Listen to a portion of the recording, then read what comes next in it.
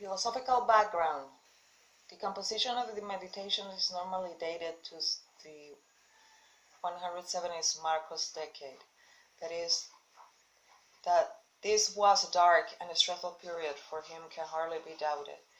In the 10 years between 169 and 179, he had to cope with constant fighting on the frontier, the abortive revolt of Cassius, and the deaths of his colleague Verus, his wife Faustina, and the others. Though he could hardly have anticipated the century of turmoil that will follow his death, he might have suspected that his son and successor Commodus was not the man hoped. That in these circumstances Marcus should have sought consolation in philosophy is only natural, but understanding that Marcus looked far from his philosophical studies requires a certain amount of orientation. To understand the meditations in context, we must familiarize ourselves not only with Stoicism, the philosophical system that underlies the work, but also with the role of philosophy in ancient life more generally. Today, philosophy is an academic discipline only a few people other than professional philosophers could consider central to their everyday existence. While we might think of ourselves as having a philosophy of life, it bears little relation to what goes in the philosophy departments of our universities. The careers of the 20th century analytic philosophy often seem remote from what the American philosopher Thomas Nagel terms mortal questions. The problems involved in making ethical choices, constructing a just society, responding to suffering and loss, and coming with terms with the prospect of death. Indeed, most of us will be inclined to see these issues as a province of religion rather than philosophy. For Marcus and his contemporaries, the situation was very different.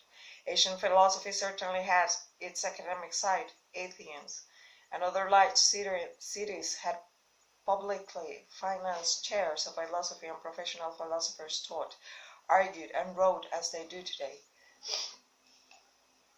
But philosophy also had a more practical dimension. It was not merely a subject to write or argue about, but one that was expected to provide a design for living, a set of rules to live one's life by. This was a need not met by ancient religion, which privileged ritual over doctrine and provided little in the way of moral and ethical guidelines. Nor did anyone expect it to. That was what philosophy was for. Philosophy in the modern sense is largely the creation of one man, the 5th century BC Athenian thinker Socrates. But it is primarily in the Hellenistic period that we see the rise of philosophical sects promulgating coherent belief systems that an individual could accept as a whole, and which were designed to explain the world in its totally. Of this Hellenistic system, the most important both for Romans in general and for Marcus in particular was Stoic school. The movement takes its name from stoa, porch or portico, in downtown Athens, where its founder Zeno taught and lectured. Zeno's doctrines were formulated and developed by his successor Cleanthes and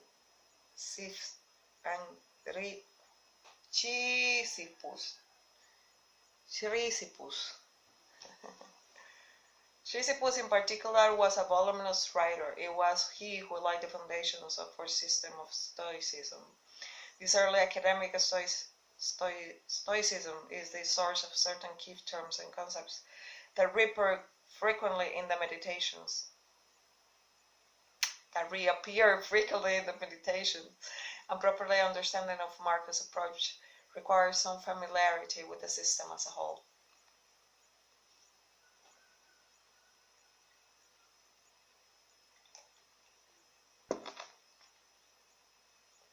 Stoicism. Of the doctrine central to a Stoic worldview, perhaps the most important is the unwavering conviction of the world is organized in a rational and coherent way. More specifically, It is controlled and directed by all pervading force that the Stoics is designated by the term logos, the term from English logic and suffix logi derived, has a semantic range so broad that as to be almost untranslatable. At a basic level, it designates rational connected thought, whether envisioned as a characteristic, rationality, the ability to reason, or as the product of that characteristic, as intelligible utterance or a connected discourse. Logos operates both in individuals and in the universe as a whole. In individuals, it is the faculty of reason. On a cosmic level, it is rational principle that governs the organization of the universe. In this sense, it is synonymous with nature, providence, or God. When the author of John's Gospel tells us the word logos was with God, and it is to be identified with God, he is borrowing Stoic terminology. All events are determined by the logos and follow in an unbreakable chain of cause and effect. Stoicism is thus, from the outset, a deterministic system that appears to leave no room for human free will or moral responsibility. In reality, the Stoics were reluctant to accept such an arrangement and attempted to get around the difficulty by defining free will as a voluntary accommodation to what it is, in any case, inevitable. According to this theory, man is like a dog tied to a moving wagon. If the dog refuses to run along with the wagon, he will be dragged by it, yet the choice remains his to run or be dragged. In the same way, humans are responsible for their choices and actions, even though these have been anticipated by the Logos and form part of its plan. Even actions which appear to be, and indeed are, immoral or unjust advance the overall design, which taken as a whole is harmonious and good. They too are governed by the Logos. But the Logos is not simply an impersonal power that governs and directs the world. It is also an actual substance that pervades the world, not only metaphorically sensed, but in a form as concrete as oxygen or carbon. In its physical embodiment, the Logos exists as pneuma, a substance imagined by the early Stoics as pure fire, and by Sisyphus. Ese debe ser Sisyphus, as a mixture of fire and air. Pneuma is the power of the vital breath that animals and humans. It is, in Dylan's Thomas phrase, the force that through the green fuse drives the flower. And it is present even in the lifeless materials like stone or metal as the energy that holds the object together, the internal tension that makes a stone a stone. All objects are thus compound of lifeless substance and vital force. When Marcus refers, as he does on a number of occasions, to cause and material, he means the two elements of these compounds, inert substance and animating pneuma, which are united so long as the object itself exists. When the object perishes, the pneuma that animated it is reabsorbed into the Logos as a whole. This process of destruction and reintegration happens to individual objects at every moment. It is also happening on a larger scale to the entire universe, which at vast intervals is entirely consumed by fire. A process known as ekpyrosis, and then regenerated. If the world is indeed orderly, if the Logos controls all things, then the order it produces should be discernible in all aspects of it. That supposition not only led the Stoics to speculate about the nature of the philosophical world, but also motivated them to seek the rationality characteristics of the Logos in other areas, notably in formal logic and in the nature and structure of the language. Their interest in etymology is reflected in several entities in the Meditations.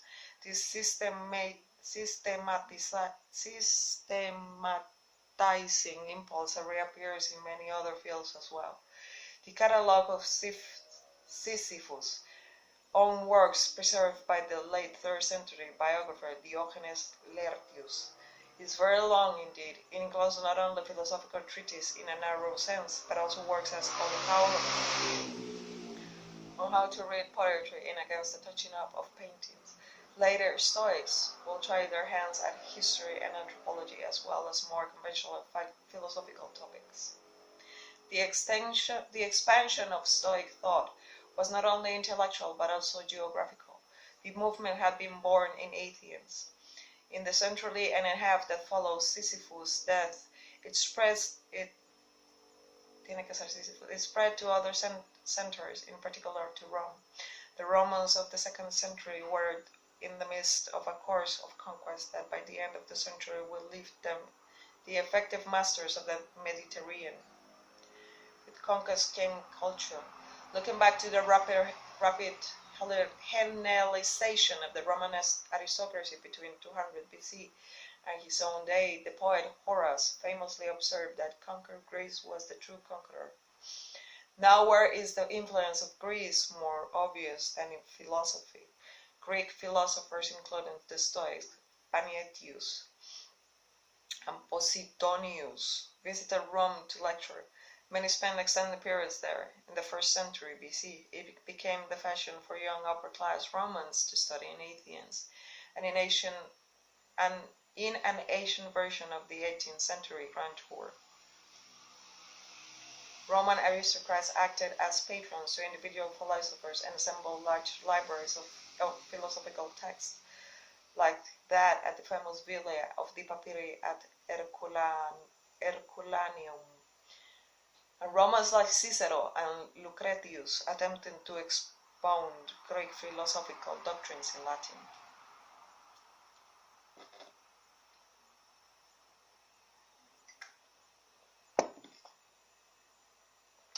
Of the major philosophical schools, it was Stoicism that had the greatest appeal.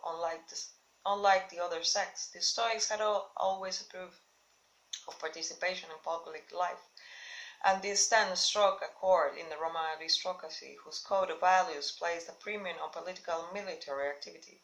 The Stoicism has even been described, not altogether unfairly, as a real religion of the upper-class Romans.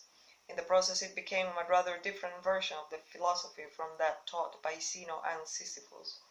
Perhaps the most important development was the shift in emphasis and narrowing of focus. Early and Middle Stoicism was a holistic system. It aimed to embrace all knowledge, and its focus was speculative and theoretical. Roman Stoicism, by contrast, was a practical discipline, not an abstract system of thought, but an attitude of life.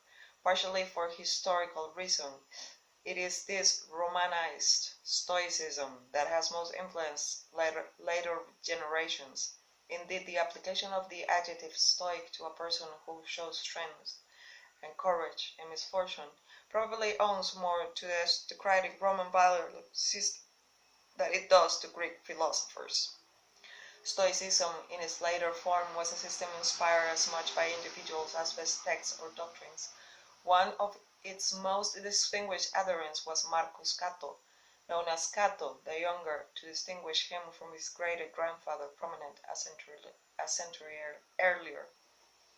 A senator of renowned rectitude, when Julius Caesar marched on Rome in 49 BC, Cato sided with Caesar's rival Pompey in defense of the legitimate government. When it was clear that Caesar will triumph, Cato chose not to survive the Republic, killing himself after the battle in Munda in 46. Within a century, he had become an emblem of Stoic resistance to tyranny. Under Nero, he was immortalized by the poet Lucan, and praised in a laudatory biography by the senator Thrasea Paetus, whose own resistance to Nero cost him his life. Thrasea's son-in-law, Helvidius Prispus, plays a similar role and came into a similar end under Vespasian. Thrasea and Helvidius, in their turn, served as role models to a 2nd century aristocrats like Marcus Mentor, Rusticus, Maximus, and Severus. Marcus himself pays tribute to them and to Cato in Meditations 1.14. Cato, Thrasea, and Helvidius were doers, not writers, and their legendary heroism inevitably lends them to somewhat two-dimensional quality.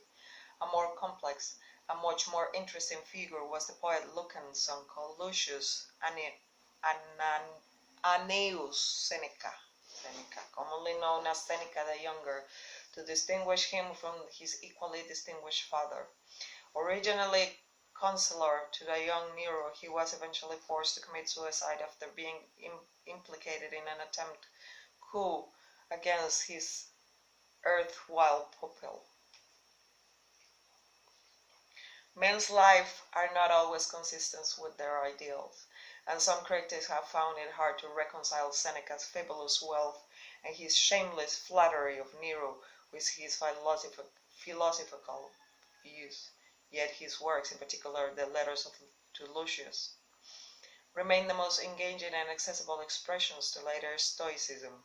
Because they were written in Latin, they were also among the most influential succeeding generations. But not all Stoics were wealthy senators. There was another kind of Stoic exemplar as well, the outsider whose ascetic lifestyle won him the admiration of his wealthier contemporaries and enabled him to criticize the pretenses of upper-class society with real authority.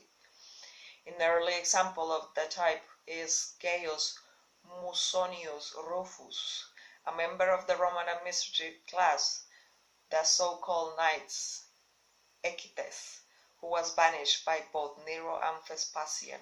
A still more dramatic example was Musonius' student Epictetus, who had taken up the practice of philosophy as a slave and devoted the remainder of his life to it after being freed. He had been exiled to Nicopolis in northern Greece under Domitian, and after the tyrant's death elected to remain there, where he taught and lectured to visitors who often traveled great distances to study with him. One of these was the upper-class historian and statesman Arrian, who published an extensive record of the master's discussions, a text conventionally referred to as the Discourses of Epictetus. He later produced an abridged version, the Echeiridion, Manual or Handbook. Echeiridion. Epictetus seems to have been a especially important figure for Marcus. He thanks his philosophical mentor Rusticus for introducing him to Epictetus' lectures, either the discourses themselves or a private set of lecture notes. And a series of quotations and paraphrases from the philosopher appear in Book 11 of the Meditations, and Arrian's abridged Enchiridion provides the closest literary parallel to the Meditations itself, not only in its contents, but also in its form, a series of relatively short and unrelated entries.